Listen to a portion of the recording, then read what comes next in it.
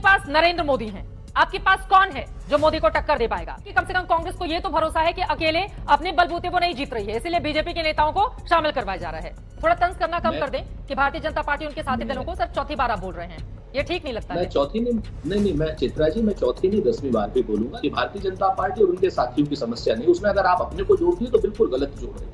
आपको नहीं जोड़ना चाहिए, अपने आप को ना अपने मीडिया संस्थान को जोड़ना चाहिए। सारे फ्यूज बल्ब एक साथ हो गए, कितना भी जलाएं टिमटिमा भी नहीं पाएंगे। फिर आपने हमको नसीहत क्यों दी?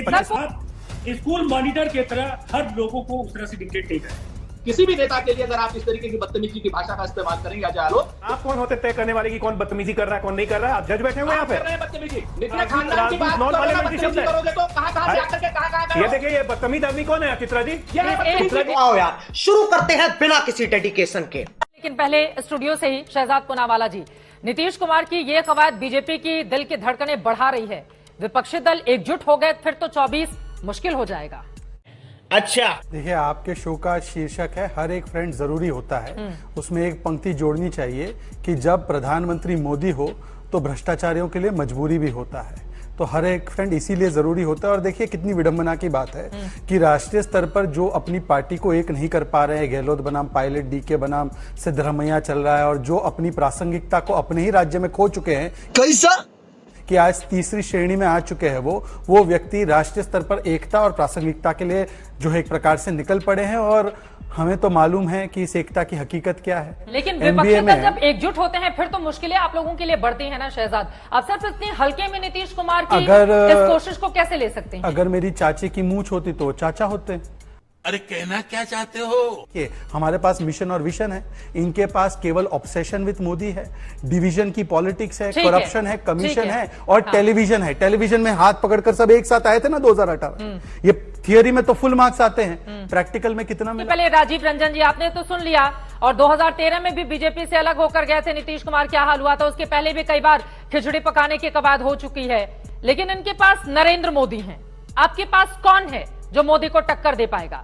कितनी प्यारी बात करती है रे तू। कांग्रेस के प्रखर प्रवक्ता सुरेंद्र राजपूत और बीजेपी की नई निवाली दुल्हन उर्फ प्रवक्ता शहजाद पूनावाला के साथ हुई तीखी बहस भाजपा की इस घटिया और नौटंकीबाज प्रवक्ता को लाइव डिबेट पर ही गोडी एंकर चित्रा त्रिपाठी के सामने जमकर धोया। दरअसल ये डिबेट हो रहा था नीतीश कुमार जो ममता बनर्जी, शरद राव पवार और अरविंद केजरीवाल से 2026 की लोकसभा इलेक्शन से पहले मुलाकात करने को लेकर। जब कांग्रेस प्रवक्ता सुरेंद्र राजपूत ने बीजेपी और उसकी सहयोगी दल को लेकर तंज कसा, तब कैसे मिर्ची लग गई ये गोडी एंकर चित्रा त्रिपाठी को। इसका मतलब ये गोडी एंकर चित्रा त्रिपाठी को भी यही लगता है कि अधिकांश मीडिया बीजेपी की सहयोगी दल की तरह काम करता है, अपनी आका को बचाने के लिए हर हथगंदा अपनाती है। और दूसरी तरफ जेडीयू की प्रवक्ता राजीव रंजन ने तो चित्रा त्रिपाठी को लाइव डिबेट में ही दी चुनौती। कहने लगा कि अगर हिम्मत है तो बीजेपी को लेकर ये सवाल पूछ कर दिखाओ, नहीं तो यहाँ पर बैठकर स्कूल की मॉनिटर की तरह काम मत करो। इस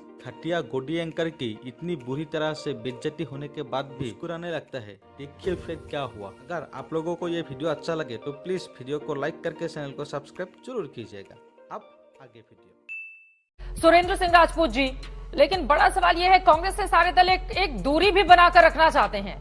आप देखिए शरद पवार उधर बैठे हुए महाराष्ट्र में, उनकी ओर से कुछ देर पहले का बयान है कि महाविकास अघाड़ी 24 तक रहेगा, नहीं अभी बता नहीं सकते हैं।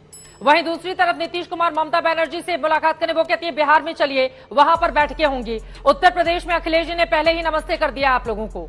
तो कांग्रेस पार्टी इस विपक्षी मोर्चे में कहां पर खड़ी है? रुको जरा, सब्र करो।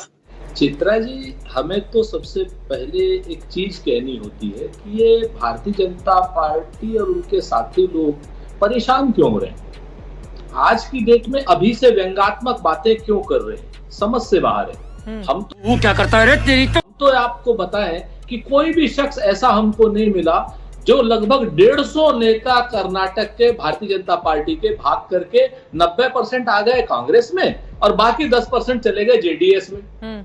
कोई इस पे वो नहीं है, कोई इस पे व्यंग्यात्मक बात नहीं हो रही, कोई टीका टिप्पणी नहीं हो रही, उनका मुख्यमंत्री तक चला गया। इसलिए तो आपको बिठाया ना सुरेंद्र राजपूत जी, आप कह लीजिए टीका टिप्पणी आपको किसने मना किया? जली ना, तेरी भी जली ना।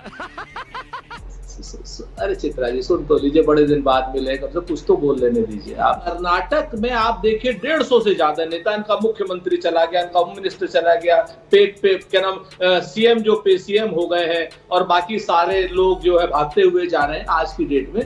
तो उससे आपको विपक्षी एकता नहीं दिखाई दे रही, समझ रहे हो आप? ये नहीं दिखाई दे रहा कि भारतीय जनता पार्टी के जहाज में छेद हो गया है, भारतीय जनता पार्टी का जहाज डूब रहा है, और इनसे एक एक करके इनके पुराने और विश्वसनीय दल छोड़ चुके हैं। अकाली दल इनको छोड़ चुका है, जनता दल यूनाइटेड इनको छोड़ चुका है, शिवसेना इनको छोड़ चुकी है। जो उद्धव साहब की ये लोग बातें करते नहीं थकते थे, बाला साहब की बातें नहीं करते थकते थे। बात तो सही है। सर, उनके पास मोदी भी तो है ना, सुरेंद्र राजपूत जी, उसका विकल्प क्या है विपक्षी दलों के पास? और आपने जो बातें कर्नाटका के संदर्भ में कही हैं, चूंकि गृह मंत्री अमित शाह ने इंडिया टुडे कॉन्क्लेव में वहीं पर कर्नाटका में ये जवाब दिया, मैं आपको बताती चलो, उसके बाद बाकी मेहमानों के पास जाऊंगी। उनकी ओर से कहा गया है कि कम से कम कांग्रेस को ये तो भरोसा है कि अकेले अपने बलबूते वो नहीं जीत रही है, इसीलिए बीजेपी के नेताओं को शामिल करवाया जा रहा है। आप क्रोनोलॉजी समझ लीजिए। तो बहुत सही बात थी। मैं चित्रा जी आपको बधाई देता हूं, आज तक को बधाई देता हूं कि आज तक के चैनल पर होम मिनिस्टर श्री अमित शाह ने अपनी हार को स्वीकार कर लिया। भारतीय जनता पार्टी की भगदड़, भारतीय जनता पार्टी की हार को जैसे कर्नाटक में उन्होंने स्वीकार किया है, बहुत जल्दी ही वो कांग्रेस और उनके साथियों से देश में भी भारतीय जनता पार्टी की हार को स्वीकार करेंगे। ये हुई ना बात। ठीक है, लेकिन मैंने जो संदर्भ में अपनी बात कही थी, आपने गलत संदर्भ में इस्तेमाल कर लिया कि ये जिनको कहते थे 40% सरकार, 40% सरकार, इन्होंने कहा 150 में से 140 हमारे पास आ गए। या तो ये अब 420 वाली पार्टी बन गए, या इनका मतलब कहने का ये है कि वो 40% वाला जो आरोप था वो बिल्कुल गलत था, वरना लेते ही नहीं इन लोगों को।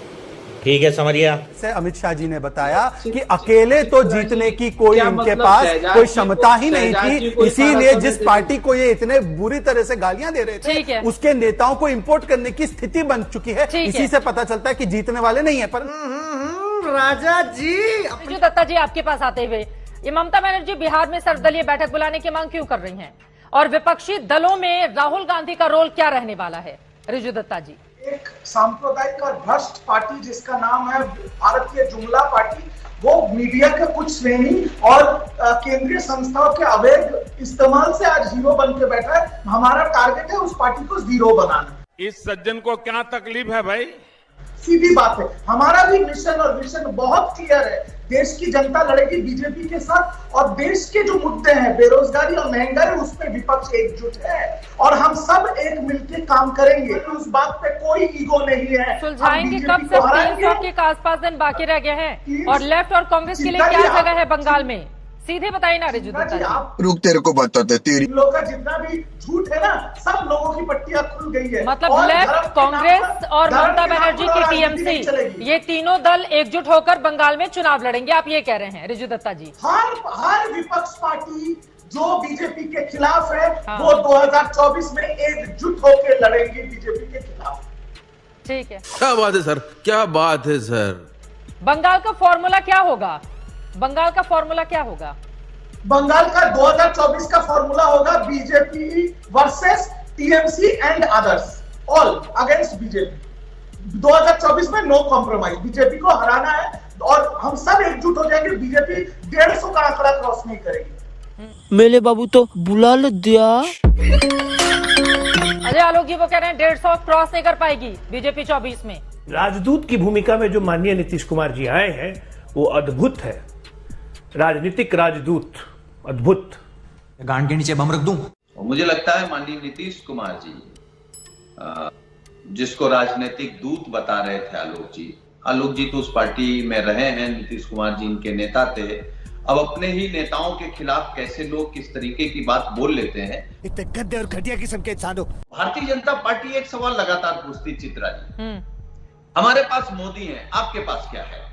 तो हमारे पास मुद्दे हैं, और देश के मुद्दे मोदी जी से कई गुना बड़े हैं। वो बेरोजगारी के हों, महंगाई के हों, या सीमा पर खड़े जवान जिस तरीके से असुरक्षित हैं उसके हों, तो मुद्दे तो बड़े हैं ना।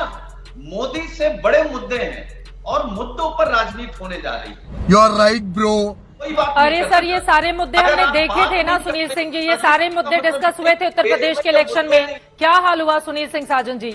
आप स्थितियों को समझिए। अगर पलटकर ये सवाल आप लोगों से पूछा जा रहा है, क्या 2019 में महंगाई मुद्दा नहीं था, बेरोजगारी मुद्दा नहीं था, चौकीदार चोर है ये किसने कहा था? राहुल गांधी ने। क्या हश्र हुआ? 303 सीटें अकेले बीजेपी ने जीत ली। दलाल कहते हैं, ये दलाल है। यही भारतीय जनता पार्टी जिसको रावण जैसा घमंड हो गया, उसको लगता है कि हम बिल्कुल नहीं हारेंगे। 2002 का चुनाव और 2017, 15 साल, क्या यही भारतीय जनता पार्टी हारी नहीं? क्या इसी भारतीय जनता पार्टी में मोदी जी नहीं थे क्या? अटल जी नहीं थे क्या? अमित शाह नहीं थे क्या? जवाब दो। या जिसको ये तुर्रम खा समझते हैं, इनको लगता है ये हमारा नेता नया आ गया, ये तुर्रम खा है, वो भारतीय जनता पार्टी में नहीं थे क्या? ठीक है, उत्तर प्रदेश जिताया ना, राजनीति जनता जिताती। और अगर जनता हमारे साथ खड़ी हो गई, तो इनके साथ व्यापारी खड़ा रहे, मीडिया खड़ा रहे, बाकी सारे लोग खड़े रहे, कोई फर्क नहीं पड़ता। समझ रहे हो आप? ठीक है, मैं जरा दर्शकों को बता दूं, यहाँ पैनल में आप देख रहे हैं, मुझे लग रहा है कि विरोधी दल के लोग 4 हैं और सत्ता पक्ष के लोग 3 बैठे हुए हैं। फिर भी मीडिया निशाने पर है, वो भी तब जब बराबरी का मौका सबको दिया जा रहा है। ठीक है सर, लाइव डिबेट हो रही है, जनता सब सुन रही है, लेकिन सुरेंद्र सिंह जी वो कह रहे हैं जो मजबूत होगा ज्यादा सीटों पर लड़ेगा, फिर तो आपके लिए मुश्किल हो जाएगी। अभी बदत है भाई, अभी बदत है। इसमें भारतीय जनता पार्टी को और उनके साथी लोगों को दिक्कत क्या है? ये तो हमारा और हमारे साथियों की समस्या है ना, हम लोग इसको शॉर्ट कर लेंगे। सर आप लोगों की समस्या नहीं है ना सर, विपक्षी दलों की समस्या जो जनता के बीच जाता है, वो किसी व्यक्ति विशेष या घर के अंदर की समस्या नहीं होती है सुरेंद्र जी। और आप ये तंज करना थोड़ा सा, मुझे लग रहा है, एक सेकंड सर सुनिए, मुझे चीजें समझ में आ रही हैं, लेकिन अच्छा नहीं लगता है सुरेंद्र सिंह राजपूत जी। अच्छा बात नहीं है। थोड़ा तंज करना कम कर दें कि भारतीय जनता पार्टी उनके साथी दलों को सर चौथी बार आप बोल रहे हैं, ये ठीक नहीं लगता है। मैं चौथी नहीं, मैं चित्रा जी, मैं चौथी नहीं 10वीं बार भी बोलूंगा, लेकिन अगर आपको उससे कोई आपत्ति है, अगर मैंने कहीं कोई गलत बात सर, आप व्यक्तिगत टिप्पणी नहीं करेंगे ना सर? प्यारी समझ गई। यहाँ पर मीडिया पर और व्यक्तिगत टिप्पणी से बचते हैं। आप कह रहे हैं कि ये हमारी समस्या हम हल कर लेंगे, तो आप यहाँ पर कौन सी समस्या को हल करने के लिए बैठे हैं, आप बताइए, मैं उसी पर डिबेट कर लेती हूँ। हम दोनों समस्याओं को हल करेंगे। और ये मैं फिर से कहता हूं कि भारतीय जनता पार्टी और उनके साथियों की समस्या नहीं, उसमें अगर आप अपने को जोड़ती है तो बिल्कुल गलत जोड़ रही है। आपको नहीं जोड़ना चाहिए अपने आप को, ना अपने मीडिया संस्थान को जोड़ना चाहिए। हाँ भाई, कैसी लगी? सर कई बार आप मीडिया पर तंज कर चुके हैं, मैंने इसलिए टिप्पणी की थी। अब इससे आगे बढ़ते हैं, मेन मुद्दे पर आते हैं सर। ठीक है, अब ठीक है सर, इसीलिए क्लियर कर दिया। हाँ, तो आप मेरे चैनल पे बैठ के यहाँ पर मीडिया पर डिस्कस करने के लिए नहीं आए हैं सुरेंद्र जी, प्लीज मैं गुजारिश कर रही हूँ आपसे। कोई तरीका है भीख मांगने का? इस तरीके की क्या नाम बेकार, जिसको कह सकते हैं कि वो अनुपयोगी टिप्पणी करना उचित नहीं है। और मुझे अगर आपको कुछ कहना होगा तो मेरे अंदर मादा है, साहस है, मैं आपको साफ करूंगा कि मुद्दे इंपॉर्टेंट हैं। आज की डेट में 20,000 करोड़ किसके हैं, अडानी मोदी भाई भाई हैं या नहीं हैं, ये मुद्दे भी आएंगे, मुद्दे जेपीसी के भी आएंगे, मुद्दे तमाम बेरोजगारी के, अग्निवीर के, सारे मुद्दों पर चुनाव होगा। और इनके पास क्या है, सिर्फ मोदी जी हैं। और एक बात आखिरी, वो शरद पवार जी को भी समझाइए ना, फिर वो कह रहे हैं जेपीसी कोई मुद्दा ही नहीं है। सर अब से थोड़ी देर पहले फिर रिपीट किया है उन्होंने प्रेस कॉन्फ्रेंस में। ऊंट की गर्दन खुजाएगा तेरी। कि जिस तरीके से एक राजनीतिक विश्लेषक के रूप में भारतीय जनता पार्टी के प्रवक्ता ने अपने पुराने नेता नीतीश कुमार जी को पॉलिटिकल लाइजनर कहा, या हिंदी में और कुछ कहना चाहते थे, तो मैं इनको सिर्फ इतना याद दिला देता हूं कि भाषा की शुचिता रखिए। आपको भारतीय जनता पार्टी के प्रवक्ता बन जाइए, लेकिन बदतमीजी करने का आपको अधिकार नहीं है। शाबाश बेटा, बहुत बढ़िया। किसी भी नेता के लिए अगर आप इस तरीके की बदतमीजी की भाषा का इस्तेमाल करेंगे अजय आलोक, तो याद रखिएगा।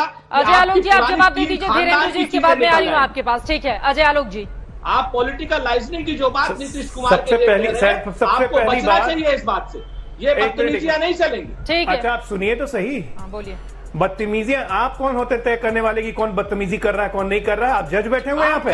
अभी मजा आएगा ना भिड़ो। बदतमीजी नीतीश पॉलिटिकल राजदूत को लाइजनर कहते हैं। नीतीश राजदूत नॉन पार्लियामेंट्री शब्द है। करोगे तो कहाँ से आकर के कहाँ गए? ये देखिए, ये बदतमीज आदमी कौन है चित्रा जी? चित्रा जी बदतमीज आदमी कौन है? थोड़ा सा शुचिता बनाकर, शब्दों की मर्यादा बनाकर प्लीज, शब्दों की मर्यादा बनाकर प्लीज प्लीज यहाँ पर आप बैठकर इस तरह की टिप्पणी नहीं करें प्लीज। वाह क्या एक्टिंग कर रहा है। मैंने क्या कहा? अगर मानसिक स्तर किसी का कम है तो ये मेरी समस्या नहीं है। मैंने कहा कि जिस व्यक्ति ने अपनी राजनीति कांग्रेस के विरोध में शुरू की थी 45 वर्षों तक, आज उस कांग्रेस पार्टी के लिए पॉलिटिकल राजदूत बनके सबको समझा रहे हैं। अद्भुत है। इसमें इनको बदतमीजी दिखती है। तेरा तो गेम बजाना पड़े। लेकिन आपने कहा है कि फ्यूज बल्ब सारे एक साथ हो गए हैं। राजीव रंजन जी वो कह रहे हैं सारे फ्यूज बल्ब एक साथ हो गए हैं, कितना भी जलाएं टिमटिमा भी नहीं पाएंगे। अजय आलोक जी के बारे में मैं एक बात कहूंगा, हम भारतीय जनता पार्टी के पक्ष में अगर बोल रहे हैं तो उनके प्रवक्ताओं से ज्यादा बढ़ करके, भले ही उनकी भूमिका छद्म प्रवक्ता की हो जाती है, वो सब लोग समझ रहे हैं, गजब बेइज्जती है, लेकिन कम से कम अपने व्यक्तित्व का भी ख्याल उन्हें रखना चाहिए और ऐसे शब्दों का प्रयोग करने के बजाय अगर सर आपकी बात ठीक है, ये बहस का मुद्दा नहीं है। बहस के मुद्दे पर आके आपकी बातों पर जवाब देना चाहते हैं शहजाद पूनावाला जी। सर ठीक है ना, सबकी अपनी विचारधारा, सबके अपने अपने लोग हैं। अब राजीव रंजन जी आप भी जानते हैं, देखिए नीतीश कुमार कभी इधर रहते हैं कभी उधर रहते हैं, तकलीफ हुआ है बेचारे को। अगर हम एक उंगली सामने वाले पर उठाएंगे, 3 उंगलियां हमारे ऊपर इशारा करेंगे, तो उस पर जाने की क्या जरूरत है राजीव रंजन जी प्लीज। ठीक है, मुझे ये बता दीजिए, अब अजय आलोक जी की जुबान में आप अपनी बात तो नहीं डालेंगे ना, वो भी स्वतंत्र हैं। हाँ बोलिए जल्दी से उसके बाद जवाब बताएंगे कि कभी पीडीपी के साथ भारतीय जनता पार्टी गई थी, अब नहीं मानेंगे, कभी नीतीश कुमार जी के साथ, कभी एलजेपी के साथ, कभी एलजेपी के खिलाफ, कभी शिवसेना के साथ, कभी अकाली दल के साथ, ये सवाल क्यों नहीं पूछती है शहजाद? पूछ लेती हूँ शहजाद पूनावाला जी, जवाब दीजिए, सवाल तो महत्वपूर्ण है उनका। तो फिर आपने हमको नसीहत क्यों देती है? पूछ लेती हूँ। दलाल कहते हैं, ये दलाल है। राजीव रंजन जी आप कह रही है सवाल पूछती है क्या? फिर मैं पूछ लेती हूँ, फिर आप कह रही है। लेकिन आप स्कूल मॉनिटर के तरह हर लोगों को उस तरह से डिक्टेट नहीं करें, ये अनुचित है। ये हुई ना बात। इसी के साथ दंगल में अभी के लिए बस इतना ही। पहले फुर्सत से चल निकल, चल।